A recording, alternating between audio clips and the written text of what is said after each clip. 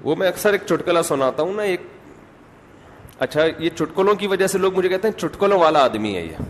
اچھا اب جس نے بھی میرے خلاف کلپ بنانا ہوتا ہے نا، ٹھڑک نکالنی ہوتی ہے، 2 الزامات مجھ پہ لگاتا ہے وہ، کہ اس کو شادیوں کے علاوہ کچھ آتا نہیں ہے، ممبر پہ بیٹھ کے لطیفے سناتا ہے. یہ میں آج صبح سے یہی کام کر رہا تھا. ہماری ابھی مدرسے کی چھٹیاں ہیں تو میں نے کہا چلو دیکھتے ہیں کہ ہمارے خلاف کیا کیا ہے. تو بہت سارے کلپ مجھے اپنے خلاف نظر آئے. تو میں دیکھ رہا تھا ان میں قدر مشترک کیا چیز ہے، کیا چیز کامن ہے جو سب ایک ہی الزام مجھ پہ لگاتے ہیں. تو ان میں ایک صاحب نے کلپ بنایا ہوا تھا کہ دیکھو میرا بیان چلایا پہلے کہ یہ کہہ رہا ہے مزاروں پہ مت جاؤ، مزاروں پہ جانا شرک. پھر دوسرا کلپ چلایا خود مندر گیا ہوا ہے. خود کہاں گیا ہوا ہے؟ مندر. وہ نہیں قلات میں جو مندر تھا، خود کہاں گیا ہوا ہے؟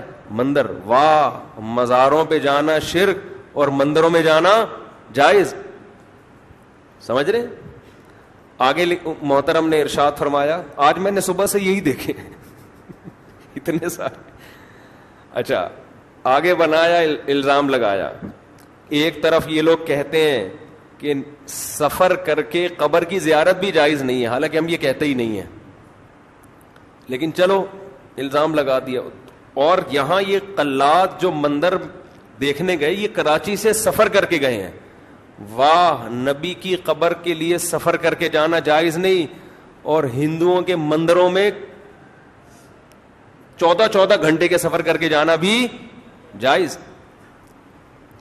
اعتراض کیا تھا مندر چلے گئے مزاروں پہ نہیں جاتے. تو مندر عبادت کے لیے تھوڑی گئے ہیں بھائی، آپ تو مزاروں پہ ان سے مانگنے کے لیے لوگ جاتے ہیں. تو مندر میں گیا کیوں تھا؟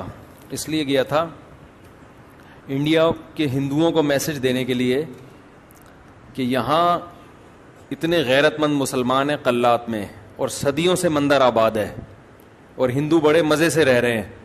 یہ میسج دینے کے لیے گیا تھا. اور مندر کے اندر جا کے جو مندر میں بیٹھے ہوئے ہندو تھے ان سے انٹرویو لینے کا مقصد بھی یہ تھا کہ آپ بتاؤ آپ یہاں امن اور شانتی کے ساتھ ہو یا نہیں ہو.